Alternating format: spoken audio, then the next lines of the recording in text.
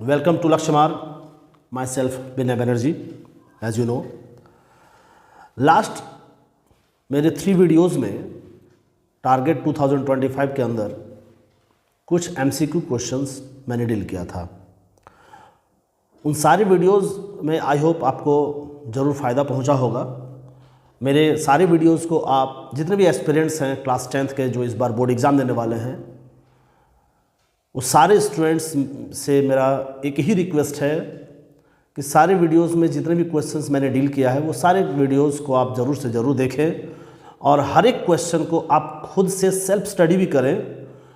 आपको 30 questions part 1, part 2, part 3 ये तीनों मिलाकर 30 क्वेश्चंस जो मैंने डील किया था, वहाँ से आप यदि उस सारे क्वेश्चंस को यदि आप एनालिसिस खुद से करते हैं, खुद से सेल्फ स्टडी करते हैं तो बहुत फ़ायदा पहुँचेगा और कहीं ना कहीं आपको एक कॉन्फिडेंस बिल्ड भी होगा। आज हम पार्ट 4 में लाए हैं आपके लिए 2024 में जो सितंबर 2024 के डेट को CBSE के द्वारा एक सैम्पल पेपर लॉन्च किया गया था। तो उस सैम्पल पेपर को आज हम आपके साथ डिस्कस करेंगे। और जैसे कि आप जानते हैं कि नए सैम्पल पेपर में नंबर ऑफ क्वेश्चंस 20 रहता है जो MCQ रहता है, बाकी 2 मार्क्स, 3 मार्क्स, 4 मार्क्स, 5 मार्क्स इस टाइप के मिलाकर टोटल 38 क्वेश्चंस रहते हैं। तो हम सारे क्वेश्चंस को आपको पार्ट बाय पार्ट हम डील करेंगे। तो फिलहाल आज पार्ट 4 में डिस्कस कर रहे हैं, जैसा कि आप स्क्रीन पर देख रहे होंगे, target 2025 sample paper discussion class 10th mathematics launched by CBSE on सितंबर 2024। तो चलिए आज का क्लास स्टार्ट करते हैं। CBSE के द्वारा जो लॉन्च किया गया था सैम्पल पेपर, उसमें से कुछ क्वेश्चंस आज डील कर रहे हैं। Now question number 1। इन क्वेश्चन नंबर 1 जैसा कि आपको दिख रहा होगा स्क्रीन पर, क्वेश्चन है if nth term of an AP is 7n - 4 then the common difference of the AP is what.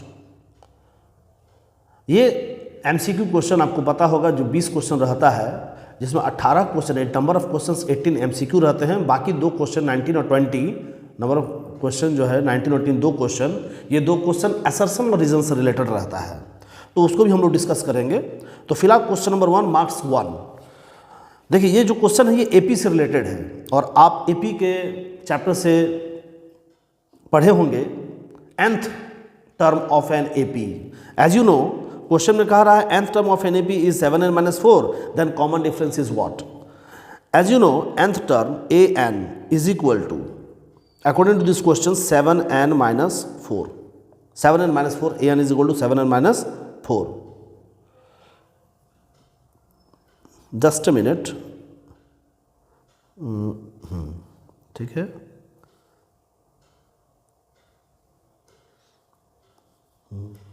ठीक। AN is equal to 7n - 4। अब आपको इसमें कॉमन डिफरेंस फाइंड आउट करना है, तो हम लोग कैसे इसको सॉल्व करेंगे? Putting n is equal to 1 2 3 4 dot dot dot. हम लोग कॉन्टिन्यूसली n की जगह 1, n की जगह 2, n की जगह 3 पुट करेंगे। इससे हमारा उस AP का कॉन्टिन्यूस वैल्यू फाइंड आउट हो जाएगा। Suppose that n is equal to 1, then 7 into 1 minus 4, that means 7 minus 4 is equal to 3. First term is 3. First term is 3. Second term A2. A2 is equal to 7 into 2 minus 4. That means 14 minus 4. This is 10. A3 is 7 into 3. Put the value of n, that is 3. minus 4 is equal to 21 minus 4 and that is 17. आप इस तरह से देख रहे हो कि first term is 3, second term is 10 and third term is 17। Continuously ये हम क्या करते हैं, यदि हम वैल्यूज को आगे की ओर इसी तरह एक्सपेंड करते हैं, आगे और भी लेते हैं n की जगह 4 5 6 7 8, तो ये एक सीरीज बन जाता है हमारा। And according to question this is AP, that means the continuous terms of and AP is 3, 10, 17 dot dot dot are in AP। ये AP हो गया। अब क्वेश्चन कह रहा है कि कॉमन डिफरेंस फाइंड आउट करिए, that means D is equal to क्या हो गया, D is A2 - A1। 10 minus 3 and that is 7. This is your answer. I hope समझ में आ गया होगा. क्वेश्चन नंबर 1 ऑप्शन नंबर ए. फिर भी यदि आपको किसी क्वेश्चंस में डाउट होगा तो आप कमेंट बॉक्स में कमेंट कर सकते हैं. नेक्स्ट क्लास में इस क्वेश्चन को एक बार फिर से हम लोग डील कर लेंगे. क्वेश्चन नंबर 2, ये सैम्पल क्वेश्चन पेपर 2024-25 का है जो CBSE लॉन्च किया था. उसी क्वेश्चन को हम लोग ये डिस्कस कर रहे हैं. Question number 2, this is the second question of sample question paper 2024-25. Question number 2 is the value of k for which the system of equations 3x minus ky is equal to 7 and 6x plus 10y is equal to 3 is inconsistent. देखिए आप lesson 3 पढ़े होंगे linear equation in 2 variables. उसमें आपको एक topic पढ़े होंगे आप कंसिस्टेंट एंड इनकंसिस्टेंट. तो कंसिस्टेंट सिस्टम में क्या होता है और इनकंसिस्टेंट सिस्टम में क्या होता है. कंसिस्टेंट सिस्टम पढ़े होंगे आप लोग. consistent and inconsistent. कंसिस्टेंट कब होता है और इनकंसिस्टेंट कब होता है. देखिए लीनियर इक्वेशंस के 3 रूल हैं. 3 टाइप्स के होते हैं. एक होता है a1 by a2 is not equal to b1 by b2. ये एक कंडीशन हुआ. एक कंडीशन है a1 by a2 is equal to b1 by b2 is equal to c1 by c2. ये दोनों ही कंडीशंस में रूट्स फाइंड आउट होता है. पहला होगा क्या, जो पहला कंडीशन हम लिखे कंडीशन नंबर 1, ये क्या है, ये हो गया यूनिक रूल.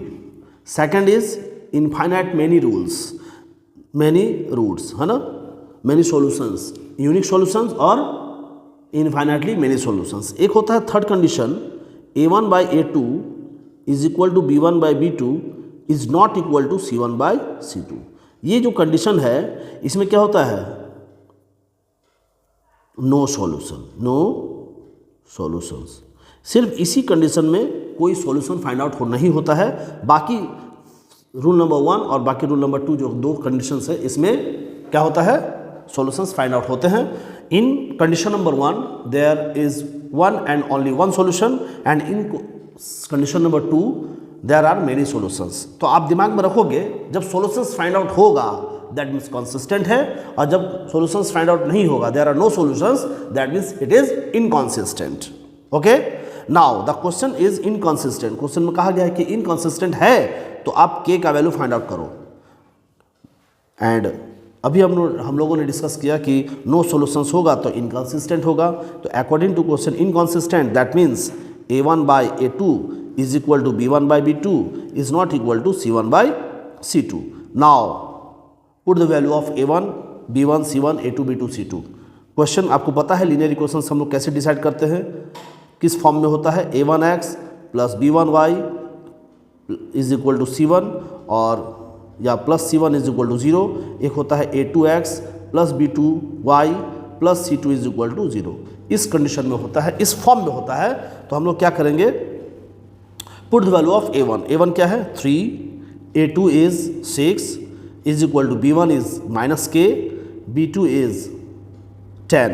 और नॉट इक्वल है तो नॉट इक्वल को आपको लेना ही जरूरत नहीं है, छोड़ दिए उसको. नॉट इक्वल है उसको लेना ही नहीं है, आपको k का वैल्यू फाइंड आउट करना होगा. नाउ कैलकुलेट करिए, 3 2 6 that means minus 2k is equal to 10 that means k is equal to 10 by minus 2 and it is minus 5. k is equal to minus 5. This is your answer, option number B. Now question number 3. अब आपके पास एक question number 3 दिख रहा है आपको. Question number 3 क्या है, the radius of the base. This question is related to mensuration. The radius of the base of right circular cone and the radius of a sphere are each 5 cm in length. If the volume of the cone is equal to the volume of the sphere, then the height of the cone is what? यहाँ पे 2 character है. पहला character है right circular cone और दूसरा character है sphere. दोनों पे क्या कह रहा है क्वेश्चन में, क्वेश्चन में कह रहा है कि दोनों का रेडियस सेम है और दोनों के वॉल्यूम्स इक्वल है. आपको बताना है कि दोनों कोन का हाइट क्या है. तो चलिए सबसे पहले हम लोग फिगर ड्रॉ करते हैं. जैसे कि आपको पता है इस क्वेश्चन में आपको कोन का बात किया गया और बात किया गया स्फीयर का. तो this is a sphere and this is radius of the sphere and this is a cone and the radius of the cone is R. According to question, volumes are equal. Volumes are equal. Now volume of cone is equal to, देखिए ये MCQ question है, आपको ज़्यादा लिखने का जरूरत नहीं होगा, बट यदि आप लिखना चाहते हैं तो लिख सकते हैं एग्जाम में, वॉल्यूम ऑफ स्फीयर। ठीक है,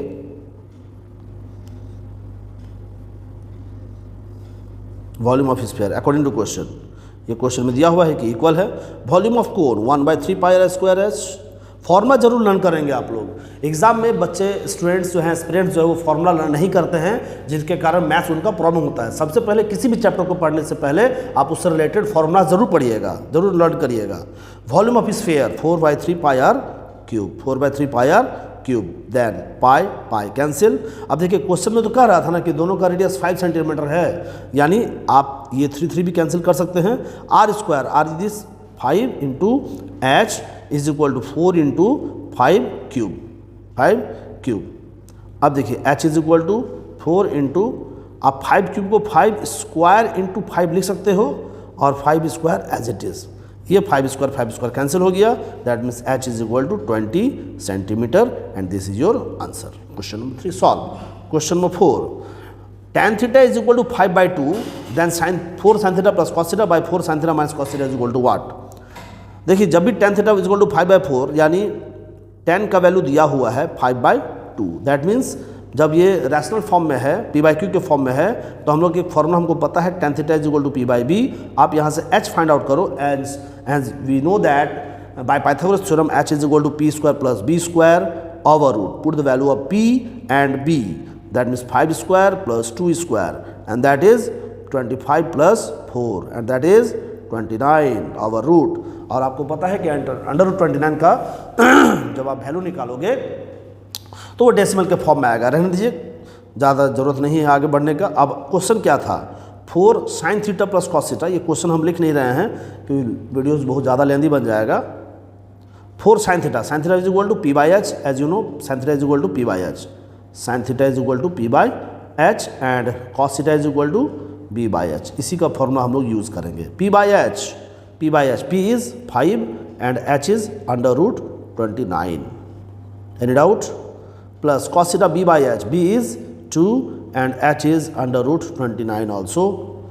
4 sin theta means p/h, that means 5 by root 29 minus cos theta, that means 2 by root 29। ठीक है, अब हम लोग क्या करेंगे, कैलकुलेशन करेंगे। 4 5 are 20 by root 29 minus plus root 29 by 20 by root 29 minus 2 by root 29। अब इसको आप बोर्ड पास की तरह कैलकुलेट करो। Under root 29, 20 plus 2 22 and 20 minus 2 18 by under root 29। ठीक है,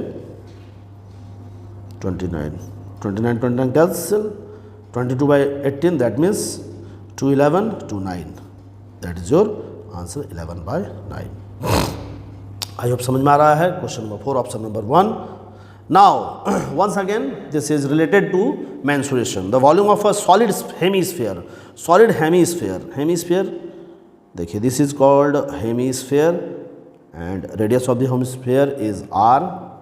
क्वेश्चन कह रहा है कि the volume of solid hemisphere is this, the total surface area of solid hemisphere is what.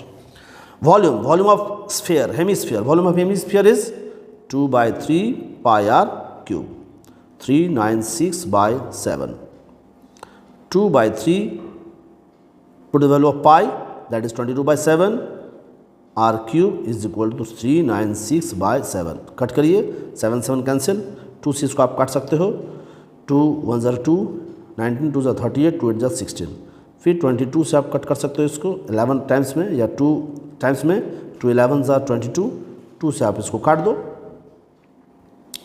2 9 are 18, 2 9 are 18, 11 9 are 99। That means r cube by 3 is equal to 9.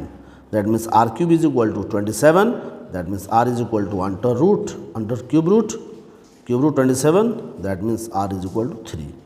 r हमारा ये find out हो गया। अब आपको total surface area find out करना था। Total surface area of solid hemisphere, that means 3 pi r square. 3 pi 22/7 r square, that means 3 square. That means 3 3s are 9, 3s are 27 into 22/7. आप इसको multiply कर दो, 27 into 22, 54, 54, 594/7. This is your answer. 594/7. Got it? Question number 6. A quadratic polynomial having zeros this and this. देखिए ये zeros दिया हुआ है, that means alpha और बीटा दिया हुआ है. क्वेश्चन में क्या कर रहा है, अल्फा दिया हुआ है -√5/2 एंड बीटा दिया हुआ है √5/2. अब हमको क्वाड्रेटिक पॉलिनोमियल चाहिए, तो क्वाड्रेटिक पॉलिनोमियल का फॉर्मूला क्या होता है, x² minus sum of zeros into x plus product of zeros is equal to 0. This is called quadratic equation. अब आपको अल्फा प्लस बीटा और अल्फा इंटू बीटा दोनों चाहिए. आप एक काम करो, अल्फा प्लस बीटा करो. Alpha plus beta, alpha plus beta क्या हो गया, 5/2 minus plus 5/2 over root plus this is cut only 0, यानी alpha plus beta is equal to 0. Alpha into beta that means 5/2 ये प्रोडक्ट है, जिसको हम लोग प्रोडक्ट में हम लोग मल्टीप्लाई कर देंगे. ठीक है, अब इसको मल्टीप्लाई जब आप करते हो तो क्या हो जाएगा, only 5/2 plus minus minus root हट गया. अब put the value of alpha plus beta and alpha into beta. x² minus alpha plus beta is 0 into x और alpha into beta is -5/2. That means x² minus 5/2. Calculation करो, 2x² minus 5/2. This is your answer. अब देखिए हमारा calculation तो आया और ये हमारा फाइनल आंसर है, बट ऑप्शन में मैच नहीं कर रहा है, तो हम लोग ऑप्शन को ही मैच करना चाहेंगे. देखिए जो फॉर्म आया हमारा, इसमें दो ही टर्म है, एक 2x² और दूसरा है -5 न्यूमरेटर में. बट ऑप्शन में जब हम जा रहे हैं, देखिए ऑप्शन नंबर ए में क्या है, x² -5√2 इंटू एक्स प्लस 1. अब देखिए जो हमारा ये सॉल्यूशन आया, इसमें स्क्वायर है, x का टर्म नहीं है, देखिए no x term. That means ये ऑप्शन नंबर ए रॉन्ग, ये गलत हो गया, और ऑप्शन नंबर डी भी रॉन्ग हो गया, क्योंकि इसमें भी हमारा x का टर्म दिख रहा है बट हमारा कैलकुलेशन में नहीं है. अब हाथ हो सकता है बी और सी, ये दोनों में कोई एक हो. एक काम करते हैं, बी को फोकस करके चलते हैं कि क्या होगा. एक काम करिए, 2x² माइनस 5/2, इसको आप बाई 2 कर सकते हैं. 2x² minus 5/2. देखो 2 कैंसिल हो गया, हमारा क्या हो गया, x² माइनस 5/2. ये हमारा आंसर है. अब आते हैं हम ऑप्शन के साथ, हमको 8x² लाना है. दैट मीन्स हम यदि 8 से मल्टीप्लाई करते हैं तो हमारा आ जाता है, देखिए 8x² माइनस, अब इसको आप मल्टीप्लाई करोगे तो 2 4 जार 8 कर जाएगा, दैट मीन्स 5 4 जार 20. That means option number B हमारा आंसर है. समझ में आया? इसको हम लोग इस तरह कैलकुलेशन कर सकते हैं. Now question number 7. Consider the frequency distribution of 45 observations and this is the given data. The upper limit of median class is what? इस क्वेश्चन में कह रहा है कि जो डाटा है ये 45 ऑब्जर्वेशंस का एक दिया हुआ फ्रीक्वेंसी डिस्ट्रीब्यूशन टेबल है और इसमें आपको मीडियन क्लास का अपर लिमिट बताना है. तो कैसे सॉल्व करते हैं? सबसे पहले हमको मीडियन क्लास बताना है. इस क्वेश्चन में मीडियन क्लास हमको डिसाइड करना है, उसके बाद अपर लिमिट और लोअर लिमिट पर डिसाइड करना है. तो मीडियन क्लास डिसाइड करने के लिए तो मीडियन हम लोग क्या करते हैं, इस क्वेश्चन में दिया हुआ है क्लास इंटरवल और फ्रीक्वेंसी. आपको सबसे पहले क्यूमुलेटिव फ्रीक्वेंसी बनाना होगा. Cumulative frequency 0 - 10, 10 to 20, 20 to 30, 30 to 40, 40 to 50. This is class interval and according to question frequency, हमको फ्रीक्वेंसी टेबल भी बनाना है. ये f, ये हमारा फ्रीक्वेंसी टेबल F5 दिया हुआ है. इसको हम लोग लिखेंगे 9, 15, 10 और 6. ये गिवन डाटा है फ्रीक्वेंसी. हम लोग CF फाइंड आउट करेंगे, क्यूमुलेटिव फ्रीक्वेंसी. कैसे फाइंड आउट करते हैं? ये 5 एज इट इज़ आपको रखना पड़ेगा 5. अब इसके बाद आप लोग ऐड करोगे 9 + 5 14, 14 + 15 29, 29 + 10 39, 39 + 6 45. कैसे समझेंगे कि ये सही है? तो टोटल सम जितना आएगा हमारा n, या आप इसको सिग्मा f भी लिख सकते हो फ्रीक्वेंसी को ऐड करने के लिए. Sum of frequency is called sigma f और n. इसको जब आप ऐड करते हो तो 45 आता है, जो आपका क्वेश्चन में दिया हुआ 45 ऑब्जर्वेशंस. अब हम लोग को मीडियन क्लास डिसाइड करना। मीडियन क्लास डिसाइड करने के लिए पहले हम लोग क्या करते हैं, n/2 फाइंड आउट करते हैं। n/2 means 45/2 that is 22.5। Median class कैसे डिसाइड करते हैं, n/2 से जस्ट बड़ा CF में ढूंढेंगे, n/2 से जस्ट बड़ा CF में ढूंढेंगे। अब हम लोग CF में जाते हैं, देखते हैं क्या है, 22.5 से जस्ट बड़ा हमको 29 दिख रहा है, और इसी का class interval of 29 is median class. ये हमारा मीडियन क्लास हो जाता है। अब मीडियन क्लास क्या है, 20 to 30। आपको पूछा upper limit of median class, that is 30। Upper limit of median class is 30। Option number see it is right. Question number 8। अब देखिए ये क्वाड्रेटिक इक्वेशन फिर से हमको मिल गया। अब क्वाड्रेटिक इक्वेशन पूछ रहा है, ये जो गिवन इक्वेशन है क्वाड्रेटिक इक्वेशंस, इसके रूट्स क्या हैं। तो हम लोग क्या करते हैं, क्वाड्रेटिक इक्वेशन का फॉर्म क्या होता है, ax² + bx + c = 0। ये हुआ क्वाड्रेटिक इक्वेशन। आपको रूट्स बताना है कि इसका रूट्स क्या है, तो आपको पता होना चाहिए। सबसे पहले हम लोग d फाइंड आउट करते हैं, d = b² - 4ac। From the given equation b is 1 - 4 × a × c, that means 1 + 4 that is 5, that means d is greater than 0। और हमको पता है जब d is greater than 0 होता है तो क्या कहते हैं हम लोग, x is equal to -b + -√d/2a। we will have to find the value of roots of this equation। -b क्या हो गया, b is -1 + √d, √d is √5, 2 × a is 1, that means -1 + -√5/2। this is the last calculation,